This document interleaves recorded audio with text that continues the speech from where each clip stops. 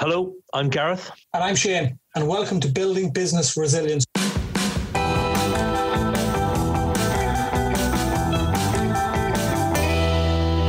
This is a podcast from Sanctuary Financial Planning, which helps growth business owners and social media influencers achieve financial independence. We're two passionate financial planners on a mission to seek out new ideas, tips and tricks to help you take control of your finances and run better businesses. We delve into the true goals and aspirations of our guests in order to provide you with some real value and positivity. Nothing outrageous, clear, simple, solid financial solutions.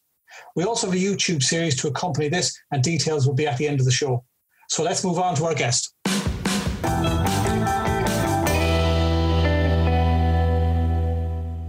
Welcome back to the Building Business Resilience Show. It's episode 12, and in today's show, we're going to be talking to Fergus Connolly. He's a coach, teacher, mentor, author, speaker, and student of success and resilience. Fergus Connolly is one of the world's foremost human potential thought leaders and influencers. Author of the best-selling book, Game Changer, The Art of Sports Science. Fergus has applied performance science with leading sports, military, and business teams. He's the only coach to have full-time roles in every major sport, including soccer with Liverpool, Bolton Wanderers, professional and college football, San Francisco 49ers and the University of Michigan, rugby with our very own Welsh national team, and elite military units. Fergus Connolly shares his personal story of success, authenticity, and the power of empathy among leaders. So, without further ado, let's get started. Hi, Fergus. How are you? Doing great, guys. Thank you very much for having me.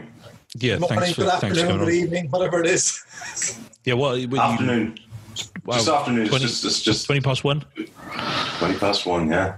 In the afternoon in sunny San Francisco? Absolutely, yeah. Sun's starting to beat down right now. Nice. A little bit different from Ireland and Wales. Yeah, it's a bit wet here. It's actually been quite wet here today, in fairness. Surprise. We've had a good run, though. I think we're a little bit behind you guys with regards to the current COVID-19 pandemic. We're still quite in a state of lockdown here, really, I think. What's it like your side?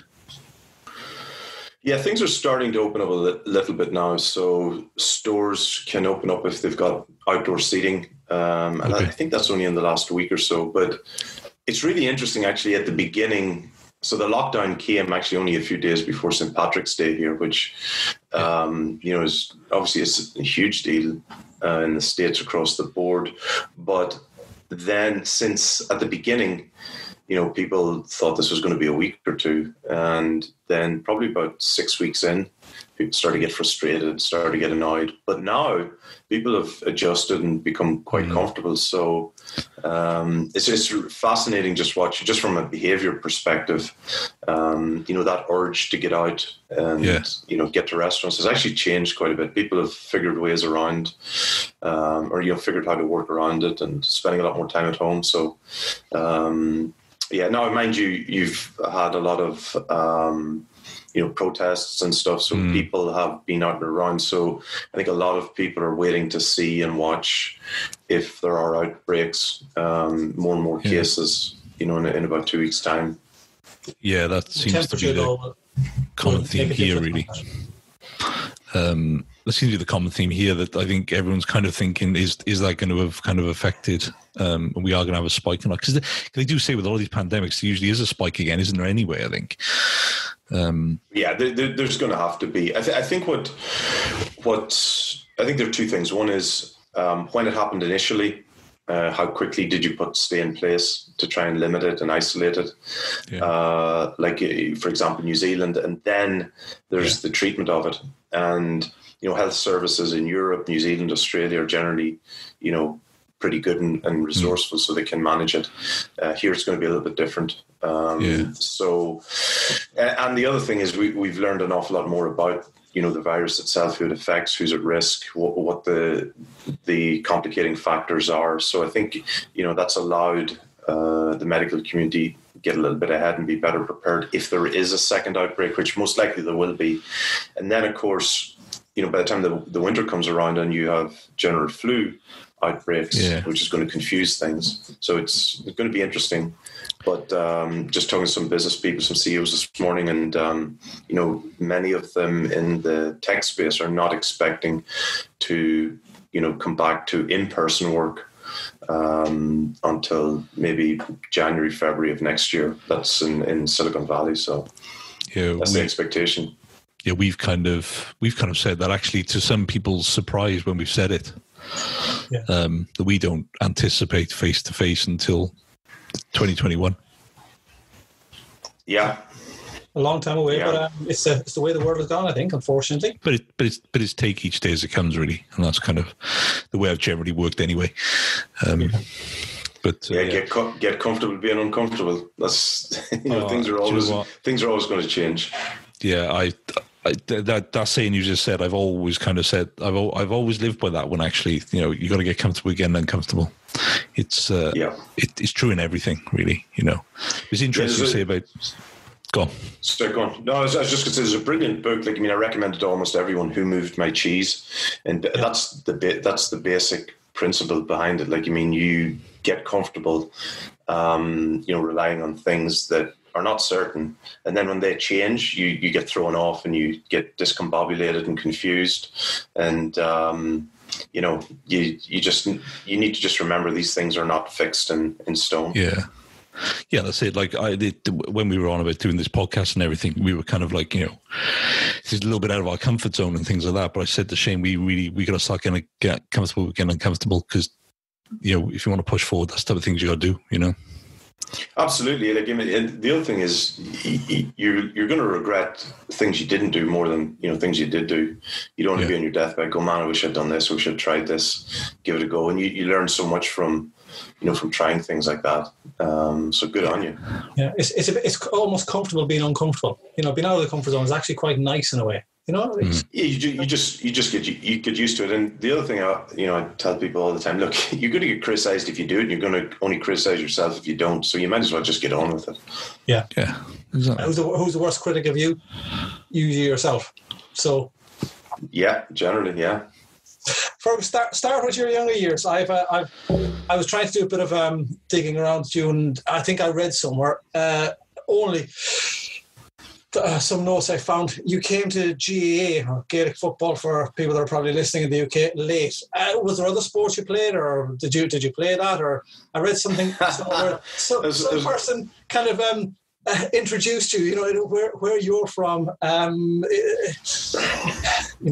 was no half measures. You had to get on the pitch and stand up. Yeah, no, it was Gaelic football was that's the only sport really where I grew up along the border, and that was during the early 80s, and it was a wonderful, great upbringing.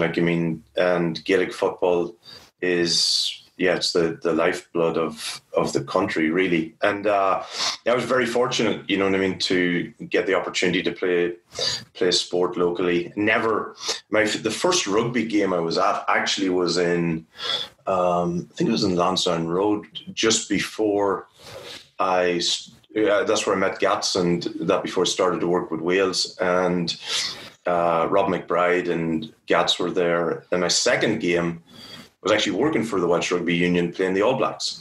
Wow. So, that was my, there's no soccer in Ireland, certainly no soccer where I grew up. It was Gaelic football. And, I did do some swimming when I was younger. But yeah, that was my introduction to sport and to team sport. And, having experienced different sports around the world and whatever, when you reflect on it, and people probably sometimes, forget the value of sport to society and the lessons that it teaches young people for life. Like that, to me, I was speaking to Joey O'Brien this morning, who played for Bolton in Ireland, and, we were talking about, the role of sport is to teach young people lessons for life, because there's only a really small percentage who are going to play professional. So the role of sport is for society and for culture and for your local community. And that's why those local sports should be protected at all costs. Absolutely. Which brought you on then to UL, or University of Limerick, and I wrote down here, degree, master's, PhD, but it wasn't in what you're doing now.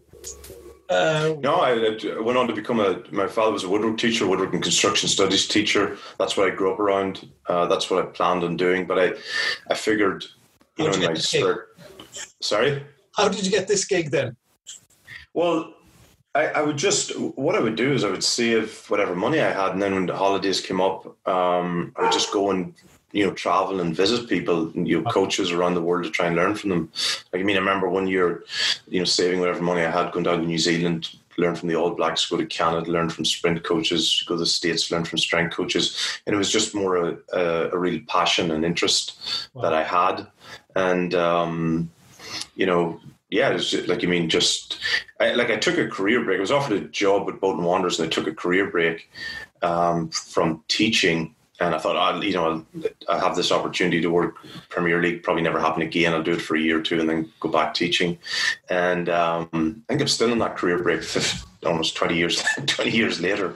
But it's just, I think sometimes you plan things, too well, and you just have to go with where opportunities are and just follow your passion. Was Bolton Wanderers, the Sam Allardyce, good times, and the JJ Okocha and those type of guys, or was that before? Yeah, just came in at the end of Big Sam, and you had Little Sam, and and I met Big Sam years later at West Ham, and we still stay in touch on email and stuff and he's just an incredible character. I think people maybe have a different perception. Actually, well, his very first coaching job was actually in Limerick. Yes. Not a lot of people know that, but that was his very first coaching job. But he was a fascinating character, very, very bright people person and coach. People probably, unless you were around him or, in his company, but if you talk to players, he was very, very smart. He had some incredible players like JJ, UC Askelainen, of course, Nicholas Anelka, people like that he managed to get to come to, above all places, Bolton Wanderers. Yeah. And he managed all those personalities incredibly well. He brought through players, youth players. He was one of the first to have a psychologist to look at statistics, to look at analysis, video. He was, again, way ahead of his time. Yeah. But that, his people skills were outstanding as well.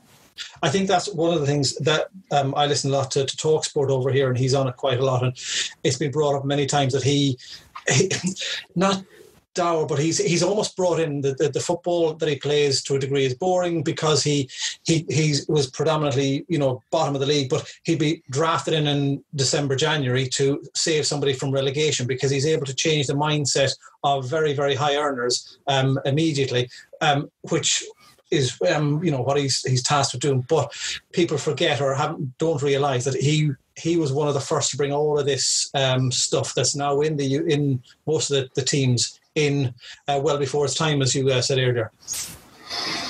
Yeah, he has a personality, like a genuine personality and a character of confidence and self-belief, and he's English, and he's got that humble confidence about him that you want in a leader. Like we were speaking about Phil Davis earlier, it's the same thing, big personality, big character, but confident and strong, and believes in you, which, a lot of people talk about leaders who, people refer to someone that, players can believe in, but really what you want is a leader who believes in you. That's what you're really looking for. And Big Sam does that, there's no doubt about it. And he gives you that support to go on and empowers you to do, whether you're a coach or whether you're a player. And that's, one of his great strengths. Yeah. Am I right?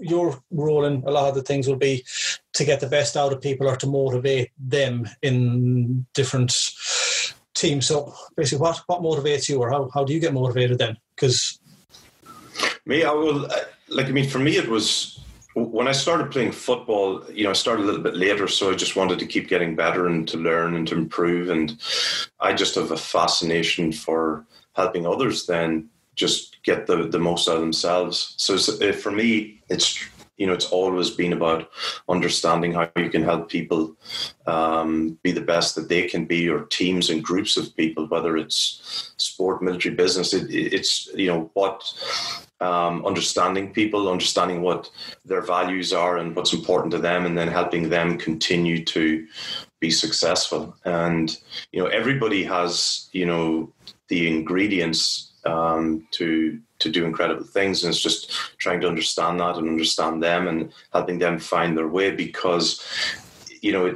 the same path doesn't work for everybody. And that's the beauty of working with teams, because what motivates one is going to be a little bit different from somebody else. And when you can tap into it and you see it come to fruition, it's a beautiful thing. That's the reward. That's the selfishness from my perspective. But that's what I love.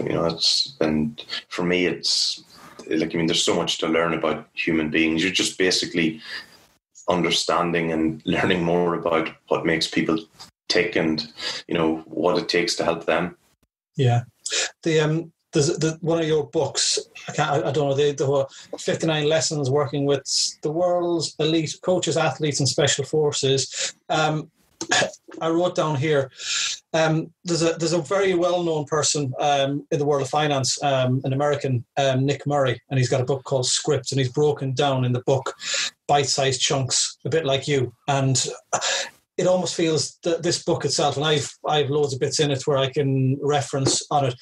It's not just a book for elite coaches or anything. It's almost one that can be used as a reference book for business people as well, be it for teamwork, culture, management, resilience and stuff like that. It's a superb book. I'm 3/4 of the way through it, but some of the pages that I've gone through, I've gone back onto it a few weeks later. It's not just a start to finish. The way it's lit out is absolutely superb. Well, one of the things so my first job was with Bolton, and then I ended up with Wales, but at the start I was going, man, I don't know anything about rugby, never played it. There's, some rugby in Ireland. Back then there was very little really, and I thought this is I don't know anything. I used to watch Match a Day, so I knew a little bit more about football, soccer. But then I started to realize these are fundamentally the same people, the same motivations, even from a fitness perspective. They have all the same elements, but it's just put together a little bit differently. Then I started to realize, well, tactically it's about creating space, whether it's rugby or soccer. And then I realized that, well, hang on, the learning of skill is the same in every single sport. And then, you do some work with the military, you do some work with different groups, and you realize it's fundamentally the same principles and the same lessons that help people succeed. And that was, a really important point for me, was looking more at the similarities rather than differences. I think we far too often see differences first, focus on them, and we go, oh, that's not going to transfer, rather than trying to understand the principle and the real rule behind it and transferring that across. And that's where the magic is. That's why you can learn from, if you want to, you can learn from anybody. You can learn from any area, anybody who's being successful, if you want to, again, if you choose to look for that.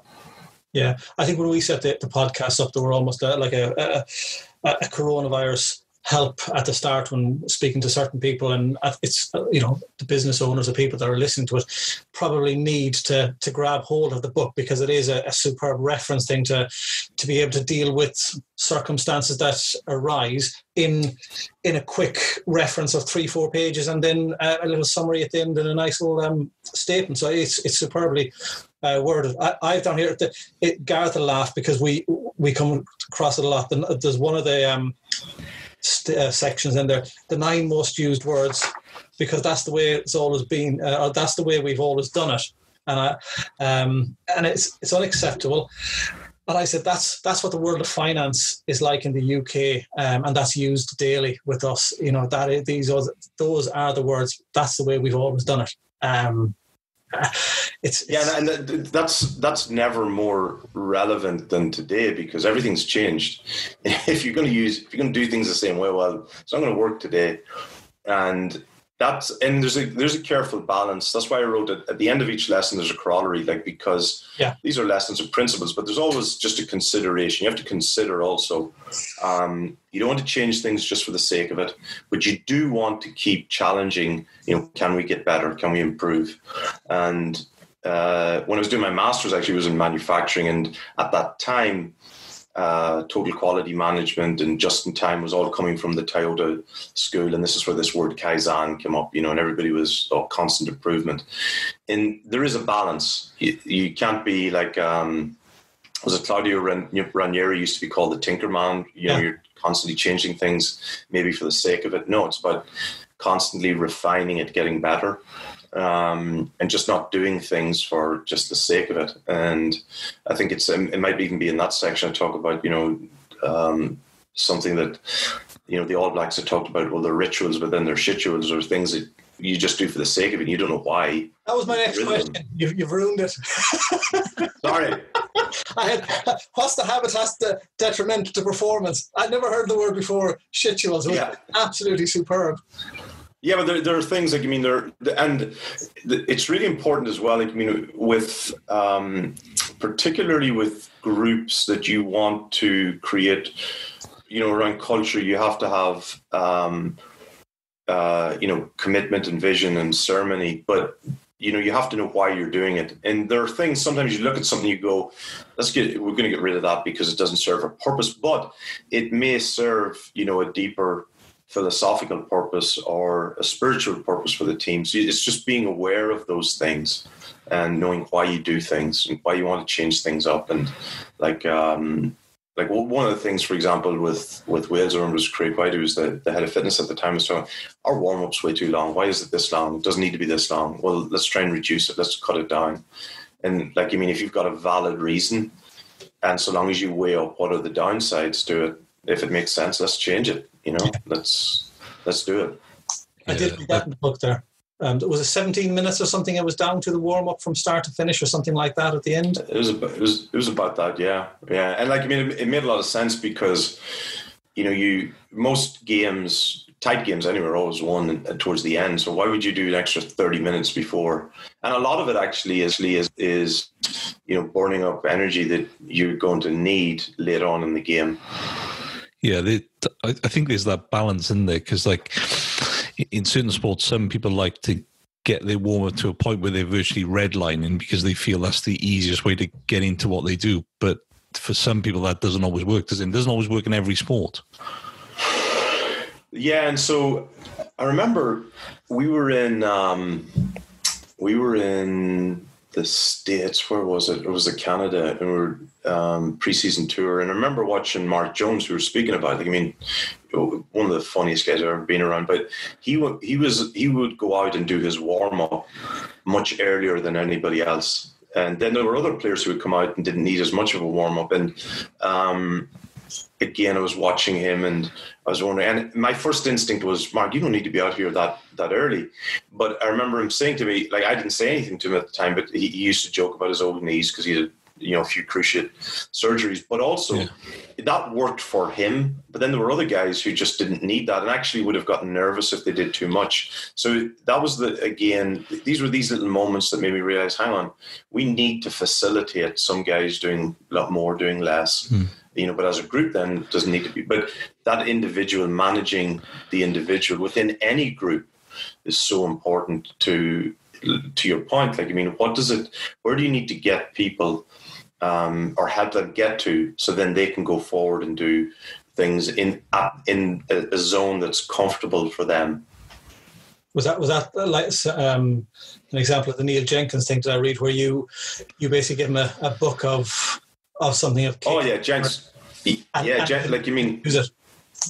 Well, yeah, because Neil, it was. Neil Jenkins has forgotten more about rugby than I'll ever know. But the kicking game was becoming more and more important, and I had thought, okay, this was how I was thinking. Okay, some of these kicking drills from Gaelic football might be of help, and Jenks. The great thing about Neil Jenkins is people for everything he's done, he's so humble, and so he was, he wanted to, and that, but he learned and did things by doing. So it was going out, actually doing it with him and explaining what I had in mind. And listen, there were a lot of things that I was saying were useless and were never going to work, but in my naivety I thought they did. But it was only actually going out into the bar and kicking them around that he went, oh, okay, now I understand, or now I see what you're talking about, and no, that's not going to work. But this, yeah, I can use this. And like, I mean, I'm not at all saying I taught him anything, but it was an eye opener for me that how my brain would think, drawing, sketching things out was not the way that worked for everybody.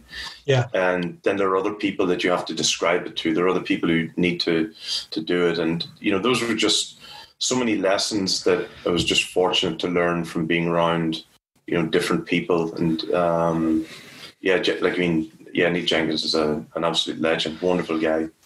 Yeah, absolutely. A lot of the stuff that comes up with us is mental strength or resilience in business, especially. What do you do to cope with the bad days, and how can you train? Is it the word train people to park the bad day as a sports person and move on to the next one? Well, I think mental toughness is something that I think, people exploit maybe in the wrong way. Like, I mean, listen, everybody has a certain amount of focus, and everybody has, fears and needs. Everybody has insecurities. And, even, the toughest that I've ever been around will, in the moments they'll tell you about them. But for me, in sport or in business, in life, it's about the ability to focus on what's important to you for a period of time, and then switch off and then deal with those other things. That's what separates the truly great from the others. It's that they can focus on something. But first of all, it's the ability to clarify what is important at that point in time. And far too often people, our lives are so busy that, you wake up, you get into the office, and you haven't taken time, whether it's just before you sit at your desk or in your drive in, or when you get up in the morning, to clarify, okay, what's the priority for me at this moment in time? Okay, that's what I need to focus on. There are 10 other things on this list, but they're going to wait to one side. And, one of the things that I encourage people to do, and like, whether if they've got a whiteboard, sometimes even some of my guys, they just use their window and they'll just draw a square or a cross, and in the top left-hand corner, that's where they write down what is the priority. And the other stuff then goes into the other boxes. In the bottom corner, you write down the things that you're going to hand off. In the box below that, those are the things, okay, I'm going to deal with those. But in the top right-hand corner, that's where you write the things as you get them done. But that top left-hand box is the important one. That's the one that, okay, that helps me focus on what is the priority. And that's what mental toughness is. It's the ability to focus on what is critical at that point in time. And by using those squares, and it's a really simple thing. It's just a cross on the window in front of you. It just helps you focus on, okay, this is the priority for me, and these other things, yes, I'll get to them. But if I don't take care of this at this moment in time, I'm never going to get those done. And so, people say to me all the time, how do you manage to get so much done, or how do you that's what it's about. It's like, do you know what your vision is? Okay, what's the priority? That goes into the box, tackle that. Everything else, if it comes, you can write it down there, you'll deal with it, you'll get to it. And if you can't, hand it off to someone else. But when you talk to people,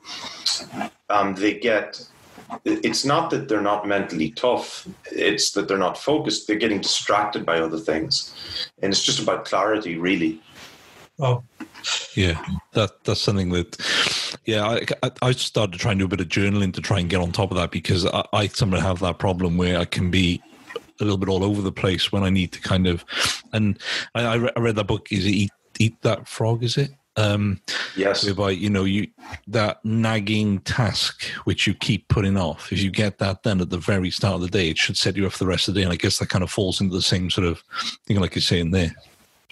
Yeah, and if you don't tackle it. So if something that you've had for 3 days, that goes straight down into that bottom right-hand corner, hand it off to someone else. Because if you haven't done it in 3 days, or you haven't got it done, get rid of it. But don't leave it nagging there, because again, that starts to play on, it's not that important to you, or you're just never going to get to it. So, just prioritize. But it does come down to what is the most important thing. And that's what, people, and so take, Tom Brady or whoever, you're watching somebody who appears to be mentally tough. What you're seeing is somebody who's very, very focused on the task at hand. And sometimes we can confuse it for mental tough. I'm not saying they're not mentally tough. I'm just saying redefine it as the ability to focus on what's critical to you at that moment in time and just get it done. Run to it. Sounds simple when you put it that way, doesn't it? Sounds really simple. People, it's very easy to make things sound more difficult than they are. And yes, life. But again, when you look at it clearly, and you clarify it, it becomes more manageable.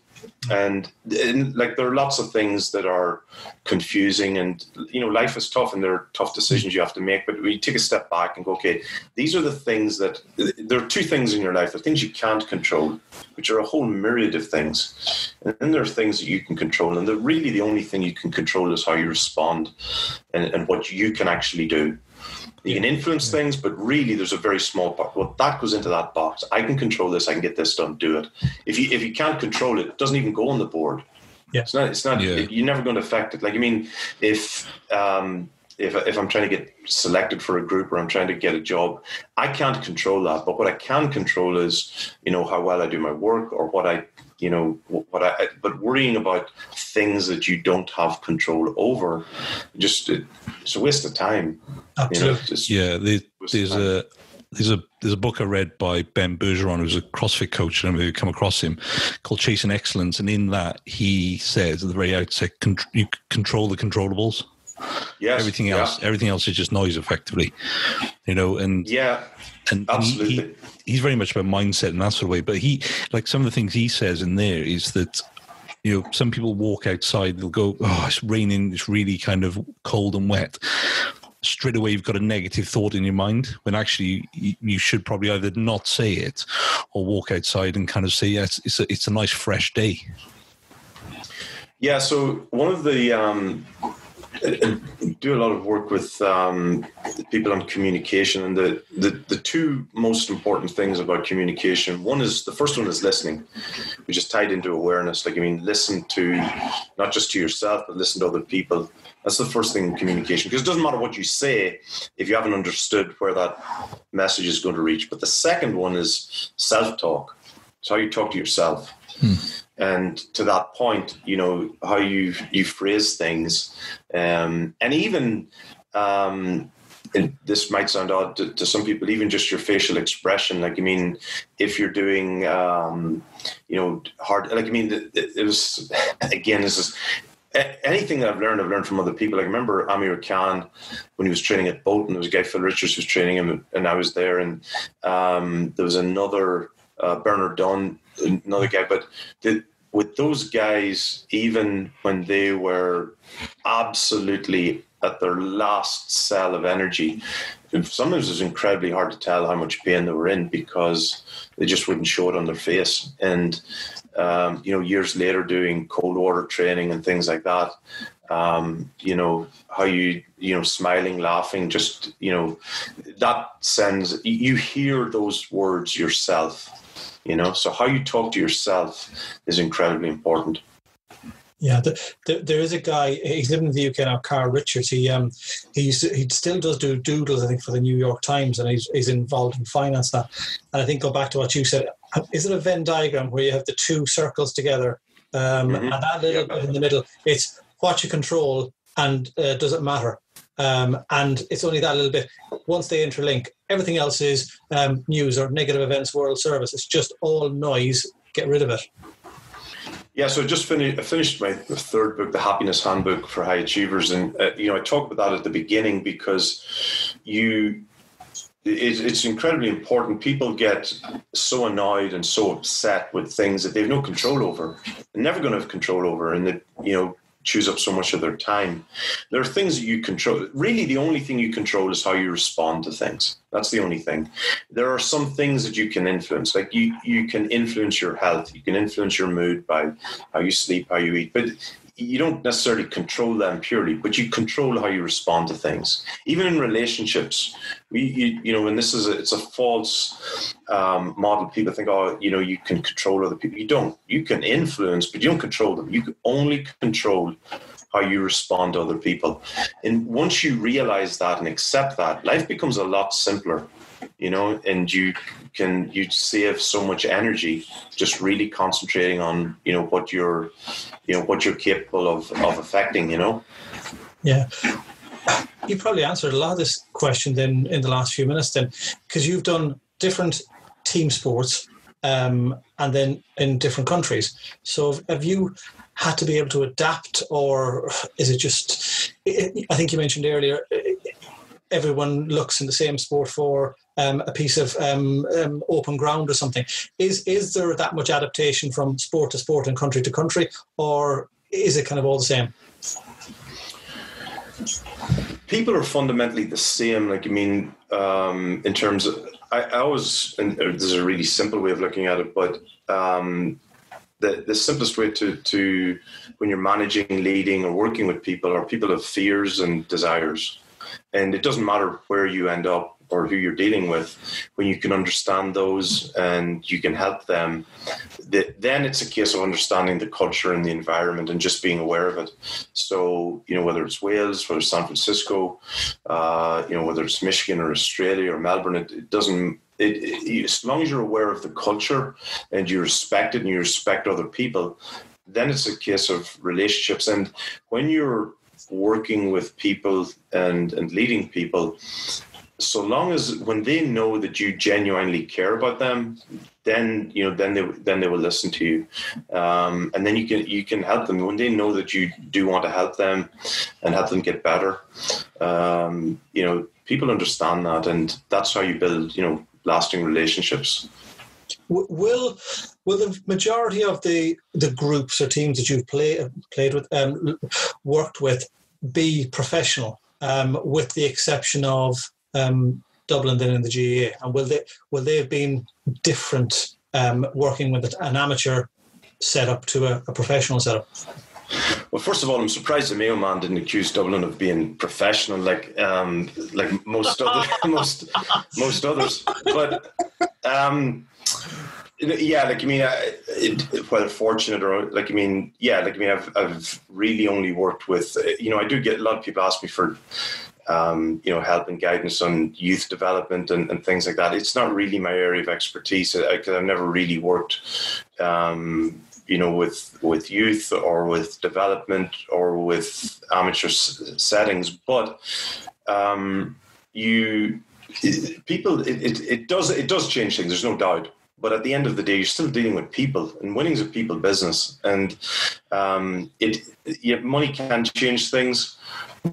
But at the end of the day, people are trying to look after, take care of their families, look after themselves. There's security, there's threats. So there are a lot of similarities, really, when it comes down to it. Okay. Will it mean that, with all of the success you've had over the years, would it be the greatest achievement then, as a Mayo man, if I can convince you to basically get over there for a period of time, help, and get them over that final hurdle? It'll be looking on a CV, it'll be the greatest achievement you'll ever do in the history of your working life.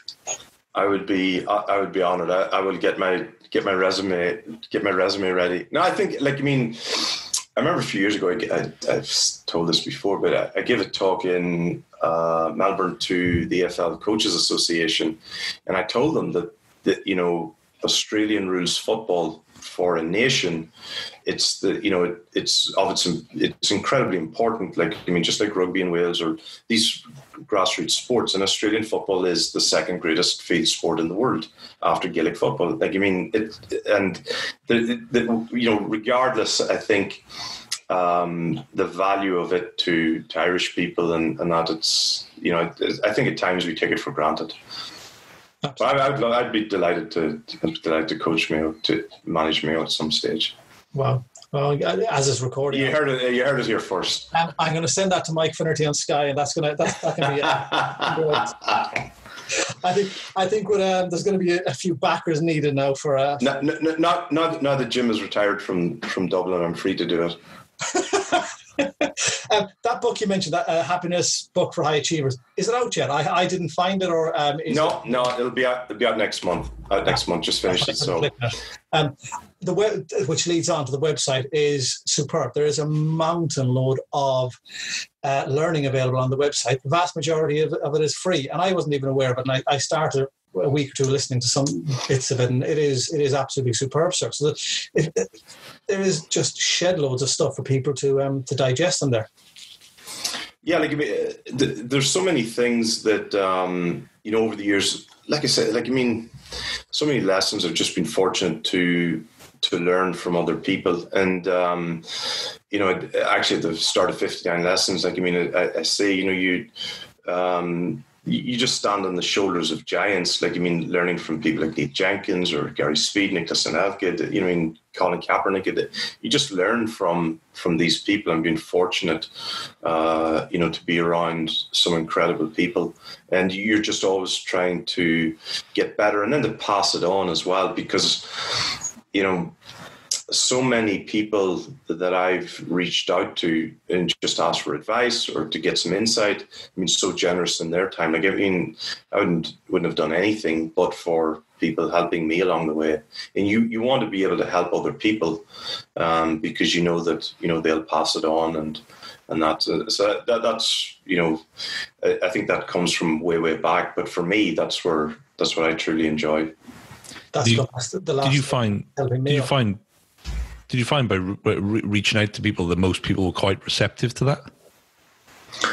Yeah, Gareth. It's very, very interesting. I think a lot of it depends on how you approach people. For me, I genuinely want to learn, and I'm happy to share with others. I remember Ashley Jones, who was the strength coach of the All Blacks at the time, going down to him years ago, and you've a genuine passion in learning and getting better. And Ashley said, "Oh, hey, listen, you were with this coach. What did you learn?" Or, "I've always wanted to meet him." And look, Ash, let me show you what I've got. And you just share things, because I don't have all the answers, and nobody does. And you're trying to share ideas, and you're challenging each other. And when you have that group of people who, I had an email this morning from a guy who's probably trained, I think, close to 40 Olympic champions, and he's sending me emails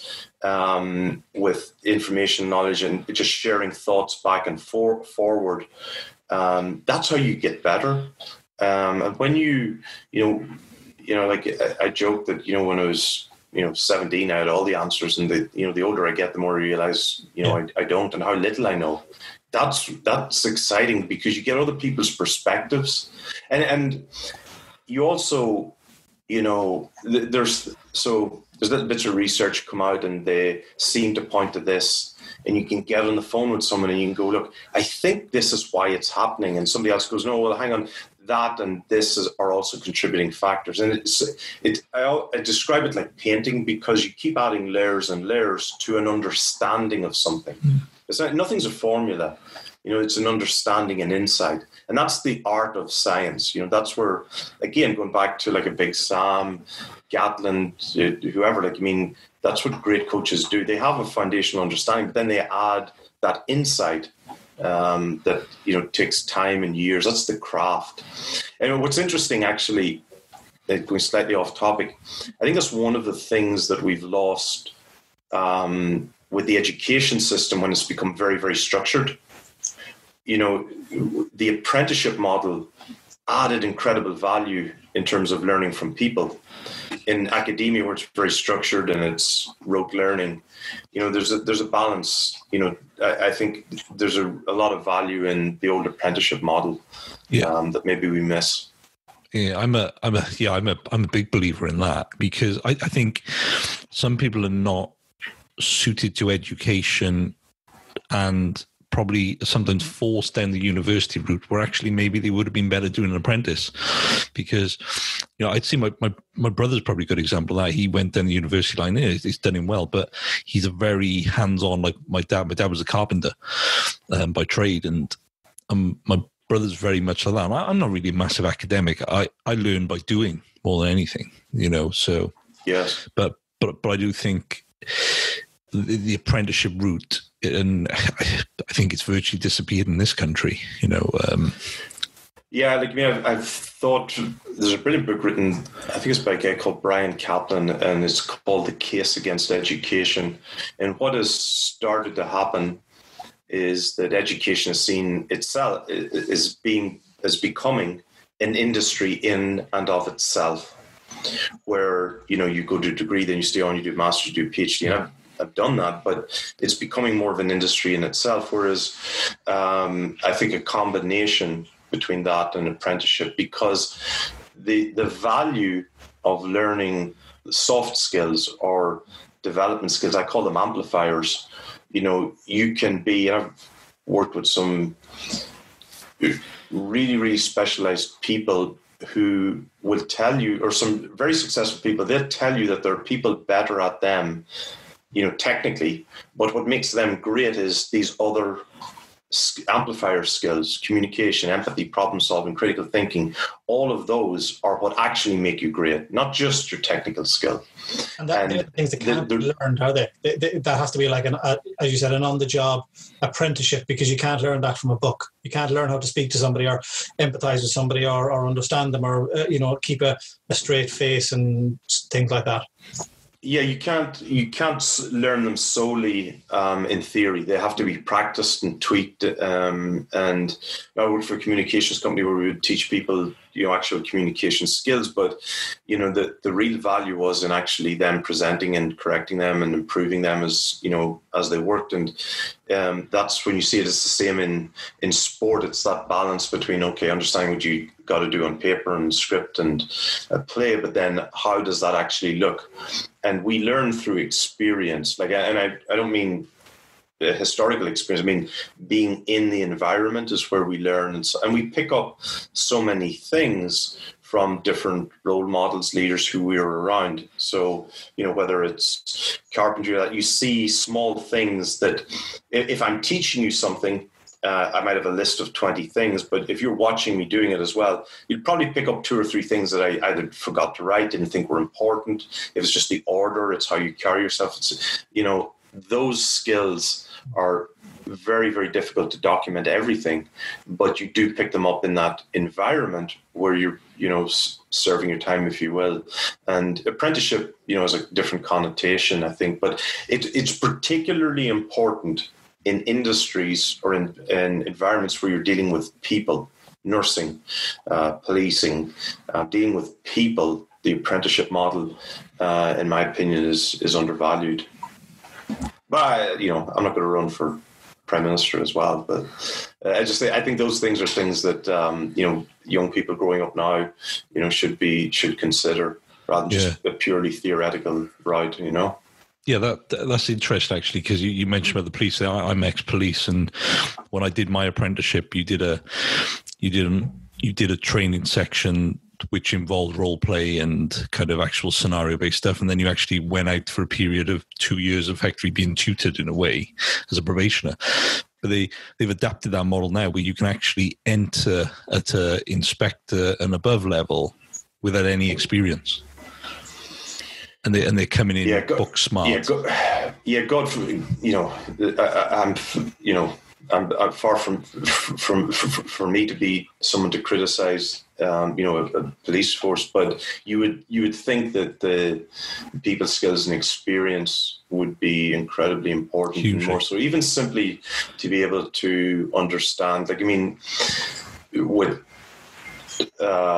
some of the special operations groups, guys will tell you that The technical skill is incredibly important, but there are so many other skills that can only be learned in the environment. And it's not just picking up the skills, it's learning them in a stressful environments, because even when you're doing probation, doing role play, as you know, it's a long way from actually what's going to happen. But you can't create, for someone to gain to learn something, like I talk about in the experience, you have to recreate the total environment, so that they're managing emotion, learning, thinking, the team. All of those things can only be created in the environment, or in environments that are as close as possible. Because there's so many things that you can't prepare for. Yeah. We've gone very deep there. And that finish up lastly, there has to be some funny story that you're legally allowed to tell us that won't get you hot water. Oh man, I was telling the story. I tell you, my very first day at Bolton Wanderers, I remember we went out for so I arrive in, the night before I was ringing. I remember calling my mother, and my father was so excited. I was starting at Bolton, and I get to the stadium where we're supposed to turn up and sign forms, but it was the team photograph. And so I went to the locker room, and your gear's all laid out for you, and my name above the stall, and FC and my shirt and everything. I was freaking delighted. Get in, shake hands with some of the coaches who were there, and there was a goalkeeping coach next to me, Fred Barber. Shouldn't mention his name, but anyway, I get dressed, but I had no boots. And I was looking around, and Fred goes, "What's up?" I can't find my. Was I supposed to bring football boots with me? And he goes, "What size are you?" And said, "Let me hang on a second." And he went over, and there was a pair of boots, and he grabbed them. And look, these aren't new, but see if these fit you. And I looked at them, and it had SL at the bottom. I thought, okay, so size large, whatever. So I tried them on, they're perfect. Went out, standing for the team photo, and we're waiting, and the photographer's waiting. As Fred's freaking giddy, he's happy out. I'm, just delighted to be there. I got FC on my shirt, and I'm in the middle of the back row. We're waiting, and somebody, hey, shouts the photographer, "What's up? What are you waiting for?" And the photographer jogs off back into the locker room, comes back. He said, "Hang on a second, Sammy'll be out in a second, so you can't find his football boots." I'm wearing Sammy Lee's football boots at the top of the stand. Sammy Lee can't find them, and there's no. I had to wait for So, yeah, that was my introduction. I almost thought I'd lost my job. I'd taken the head coach's football boots. It's been superb. Brilliant. Thank you very, very much for thank you. time today. It's been absolutely superb listening. It's been brilliant. We'll do another hour or two. Obviously, you can't, but I'd be quite happy to sit here for a long time just listening to all your stories. I can tell you the best stories when we turn the recording off. Yeah. Gentlemen, thank you very much for having me. Thank you. Really appreciate it.